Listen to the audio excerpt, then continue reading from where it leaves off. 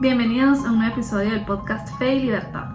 ¿Qué se necesita para alcanzar el florecimiento humano? ¿Bienes materiales o bienes espirituales?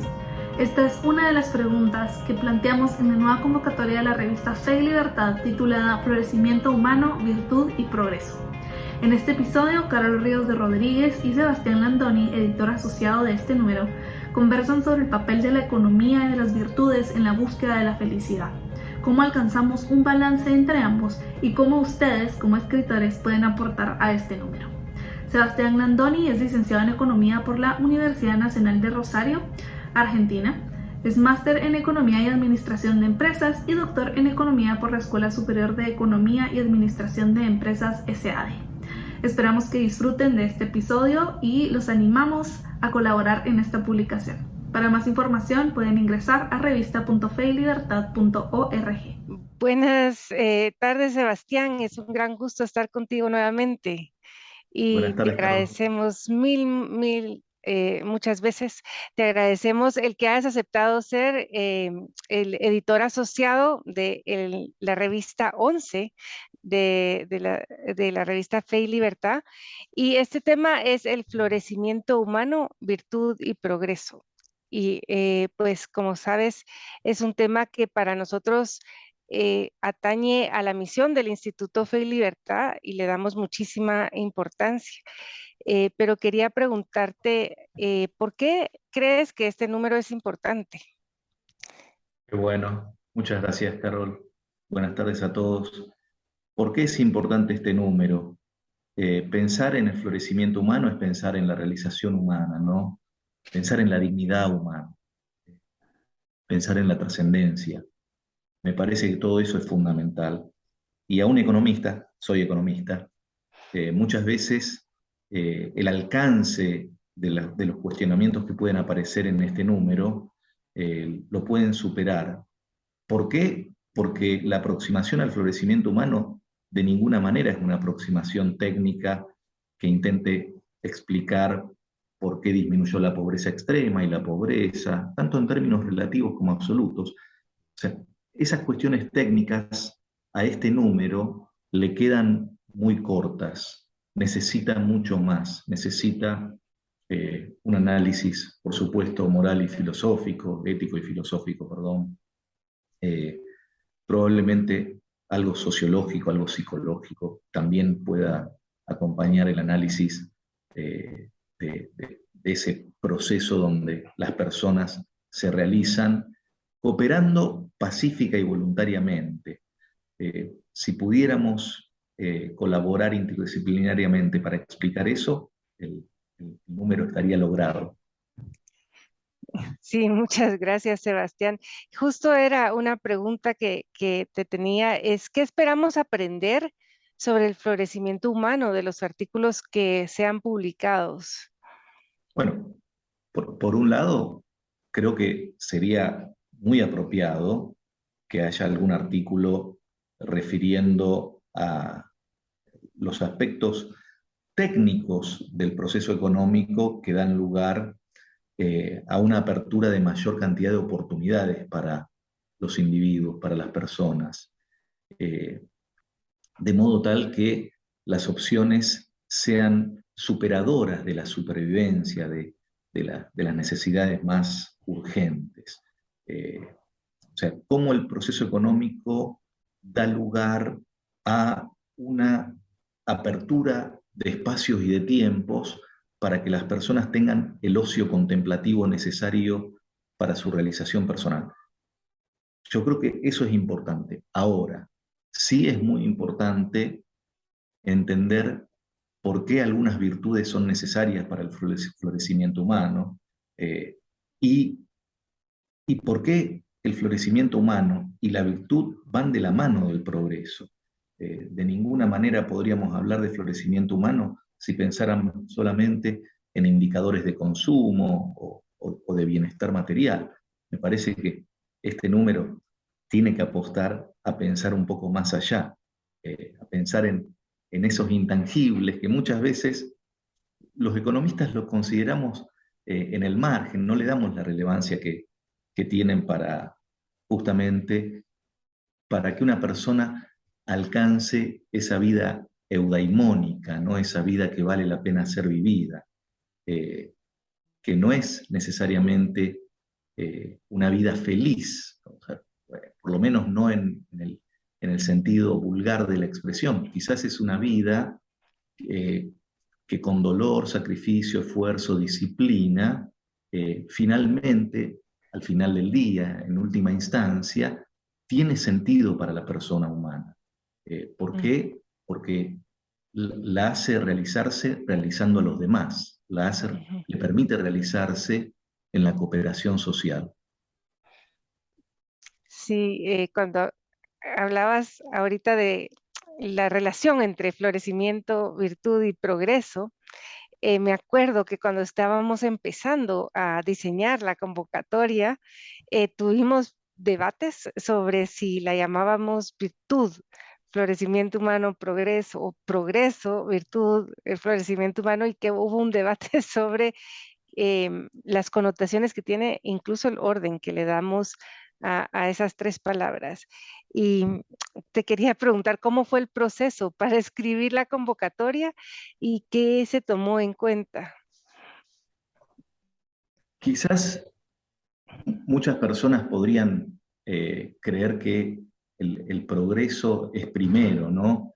Y mi sensación es que tuvimos esa discusión tremendamente enriquecedora de por qué es primero el florecimiento humano y la virtud para el progreso.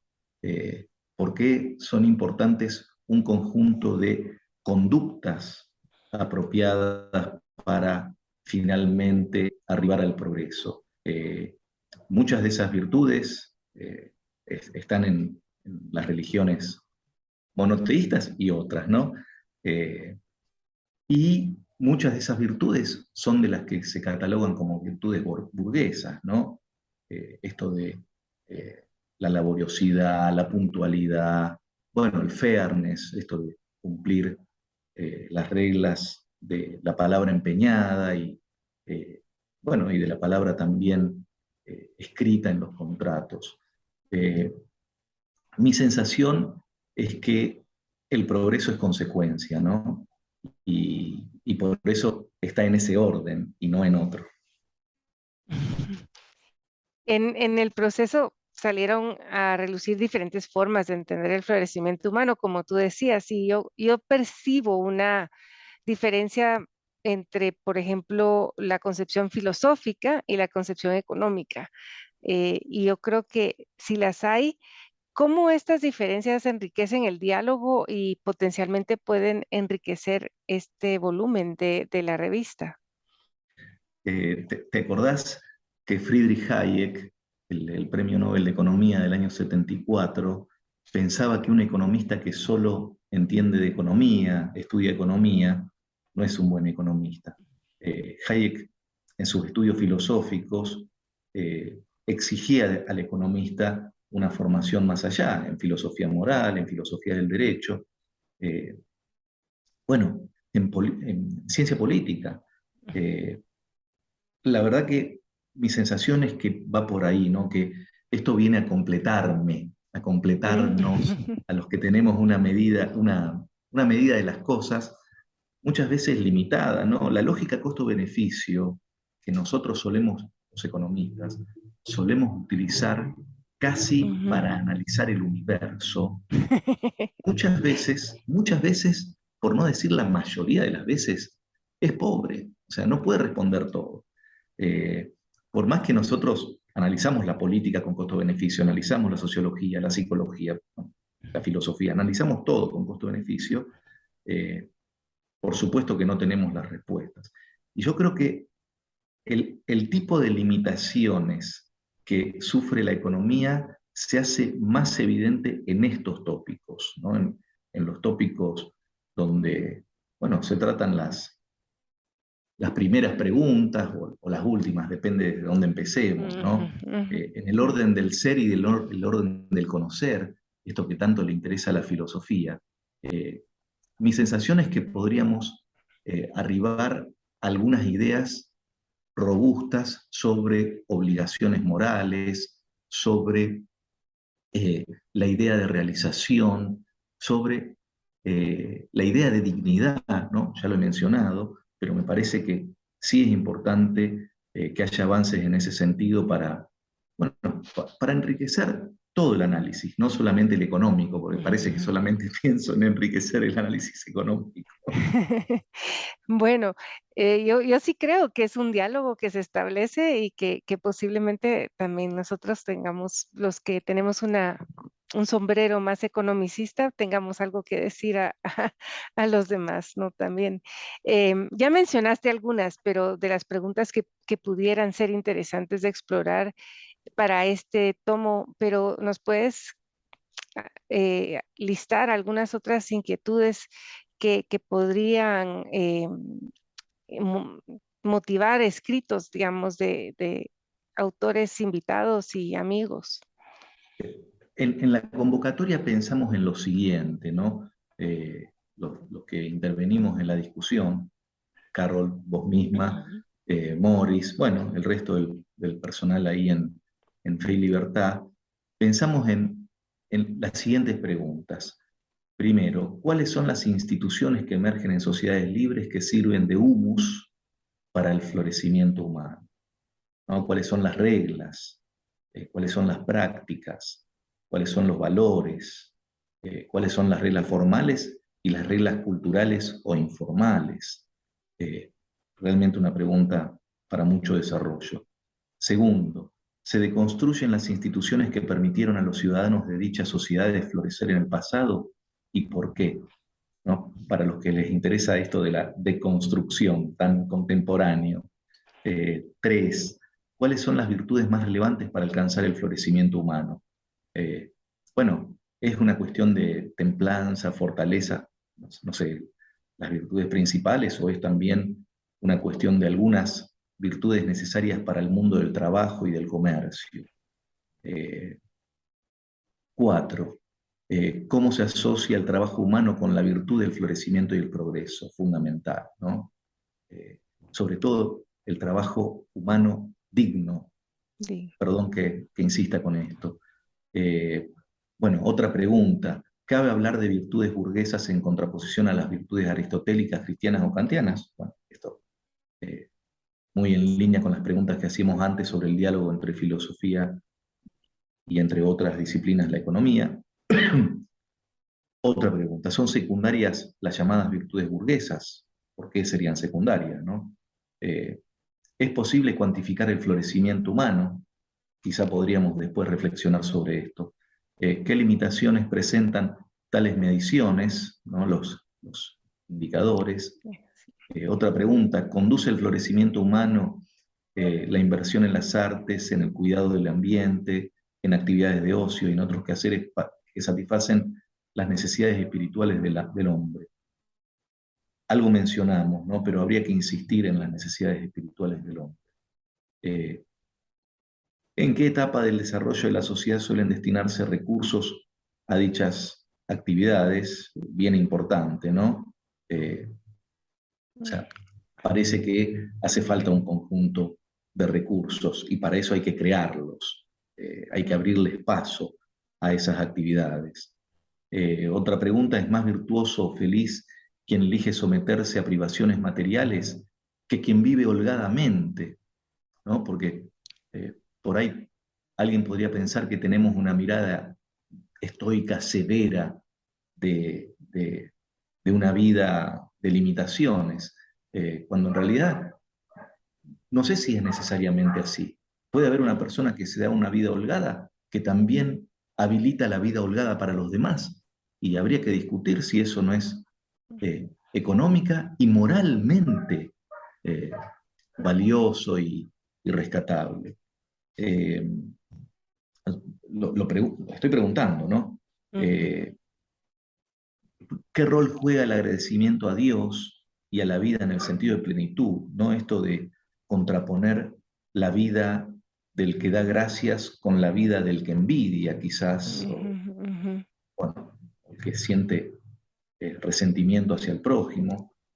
Otra pregunta, ¿es posible enseñar y replicar la eudaimonía, esta idea aristotélica, ¿no? La alegría de vivir o solamente se puede confiar en el ejemplo, ¿no? Muchas veces pensamos que el aprendizaje legítimo es vía ejemplo. En este caso, ¿lo podemos enseñar? Bueno, ¿con qué herramientas pedagógicas? ¿Con qué herramientas de instrucción? Otra pregunta, ¿cómo afectan a la convivencia pacífica los vicios de la envidia, la codicia y el resentimiento? Bueno, en línea con la pregunta anterior.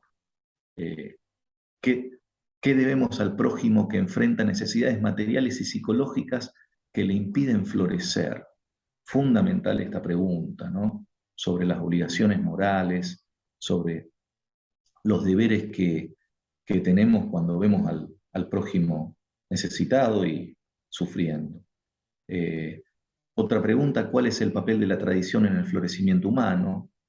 Muy relevante en el sentido de las instituciones que pensábamos al principio de todo. Muchas veces creemos que la tradición es un conjunto anquilosado de reglas y si no fuera por muchas de esas tradiciones, por ejemplo, no podríamos estar comunicándonos en este momento, ¿no? La tradición del lenguaje, del uso del lenguaje verbal. Otra pregunta. ¿Es preciso actualizar o completar la comprensión judeocristiana del trabajo, los mercados y la creación de riqueza? En el sentido similar, ¿qué aportan los avances tecnológicos al florecimiento humano? Recuerdo una discusión que teníamos con Morris sobre la importancia o el peligro de la inteligencia artificial para el mundo del trabajo, para el mundo de los principios morales. O sea, ¿qué puede terminar sucediendo, ¿no? con el desarrollo exponencial de la inteligencia artificial? Bueno, muchas preguntas y probablemente los autores propongan otras. Sí, hay preguntas para todos los gustos, siento yo, y para diferentes disciplinas. Y la verdad que yo tengo mucha ilusión de leer esta revista porque creo que será algo muy valioso, un aporte muy valioso. Em, yo creo que tú y yo por lo menos estamos de acuerdo en que un ecosistema económico libre, enmarcado por un Estado de Derecho, realmente posibilita a las personas vivir de forma virtuosa, ¿verdad? Yo creo que esto es algo que compartimos tú y yo y probablemente la gran mayoría de personas amigas del Instituto Fe y Libertad. ¿Cómo logramos demostrar esto, ¿verdad? Porque hay muchas estereotipos contrarios a esta convicción. Sí. Nosotros somos de insistir mucho en los argumentos honestos, lo más honestamente científicos posibles, y también insistimos mucho en los hechos. Yo creo que en el primer lugar tenemos que insistir con el pensamiento crítico. ¿Esto qué significa? Utilizar la lógica y el método para establecer premisas adecuadas, para vincular esas premisas de un modo apropiado, realizar las deducciones que sirvan para arribar a las conclusiones más robustas posibles. Por supuesto, eso es fundamental, pero también es fundamental estar abiertos a la crítica, ¿no? Porque el pensamiento crítico es poder reconocer en un momento que estoy equivocado, ¿no? Es fundamental. Y bueno, después sería también importante presentar un conjunto de indicadores. Por ejemplo, ¿qué es lo que sucedió en los últimos 200 años, 500 años con la pobreza extrema, ¿no? Que pasó del 90% de la población mundial a menos del 10%. Disminuyó en términos absolutos y relativos. Es algo muy inédito en la historia de la humanidad. ¿Qué pasó con la esperanza de vida que se multiplicó por un número de casi 3? No es 3, es menos de 3. Pero un príncipe en el medievo o en el Renacimiento vivía 30 años en promedio. Y hoy, bueno, la mayoría de las personas viven 70 años. Ok, pensemos en la educación, en la alfabetización, en la escolaridad. Pensemos un indicador que me encanta, en la probabilidad de morir a manos de otro hombre. O sea, esa probabilidad disminuyó exponencialmente, o sea, brutalmente. La probabilidad de morir asesinado, ¿no?, por otra persona, violando el mandamiento de nuestros hermanos mayores, no asesinarás, ¿no?, de los judíos, era una probabilidad que se medía en porcentaje, ahora se mide cada 100.000. Eso representa una disminución drástica. Bueno, todo esto tendría que estar vinculado a nuestro número, ¿no?, y a la explicación de por qué las instituciones de Estado de Derecho han sido capaces de promover una cooperación y una coordinación entre actores económicos y sociales virtuosa, pacífica y voluntaria que redunda en la realización de más y más personas. Mil gracias, Sebastián. Luego, pues ya hemos mencionado mucho que los economistas tendemos a enfocarnos en costo-beneficio, nos enfocamos mucho en temas de escasez, del uso adecuado de los recursos, la eficiencia, y no tanto en si el actor económico, si el homo económicos es virtuoso o no, ¿verdad? Eh, Ujú. ¿Cómo podemos fomentar el conocimiento de las virtudes que se requieren para una actividad productiva y a la vez, em, no quiero redundar, pero a la vez virtuosa?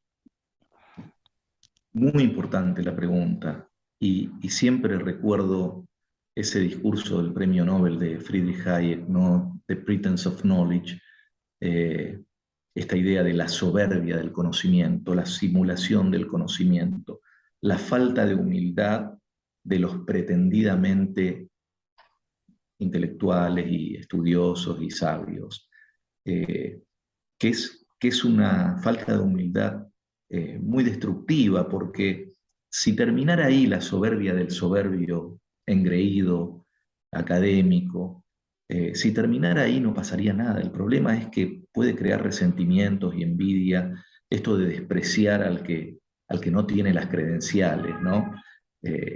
Podría ser terrible para la sociedad. Yo creo que es muy importante que si nosotros vamos a hacer un esfuerzo por fomentar la virtud, porque la virtud, por lo menos las virtudes que dan lugar al progreso, si vamos a hacer un esfuerzo para que esas virtudes se instalen, se arraiguen, bueno, tenemos que primero evitar esa locura, ¿no?